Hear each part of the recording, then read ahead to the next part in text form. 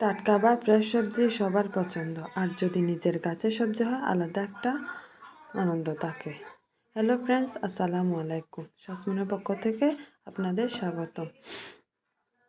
আপনারা সবাই কেমন আছেন? আলহামদুলিল্লাহ, আমিও ভালো আছি। সবজিকে বিভিন্নভাবে রান্না করা যায়, চলুন দেখে আসি আমার পছন্দের রান্নাটা। যখন গাছ থেকে পারি তখন একটা মাথায় চিন্তা আসে কীভাবে রান্না করলে বেশি মজা হবে। তখনই ভেবে নিই এরকম একটা চিন্তা। আমি সবজির উপরের আঁশটা ছেড়ে নিয়েছি। এবার সবগুলো কুটে একটি পাত্রে নিব।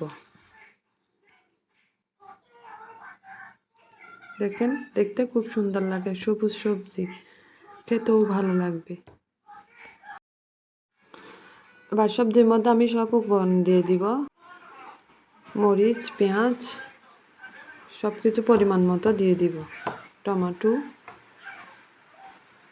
হলুদ, লবণ সব কিছু একসাথে মিক্স করে নেব। শুটকি, সরিষা তেল,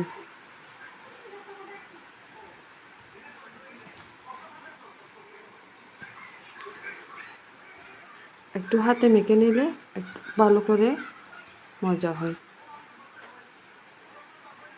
দেখতে খুবই সুস্বাদু, একদম সুন্দর লাগে। এইবার পরিমাণ মতো পানি দিয়ে আমি চুলার উপর বসিয়ে দেব। এর মাঝখানে আমি আপনাদের সাথে একটা কথা শেয়ার করি। মাঝখানে আমাদের কত কাজ থাকে। আমার শাশুড়ি বলে মিষ্টি কুমড়ার কতগুলো বিচি, আমার শাশুড়ি বলে এগুলো ডেলে দিতে।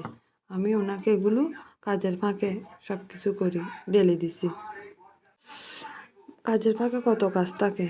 আমার শাশুড়িকে আমি এগুলো ডেলে দেওয়ার পর এগুলো নাকি ওনার খেতে ভালো লাগে। আমি কখনো খাইনি, এখন এগুলো খাওয়ার জন্য রেডি।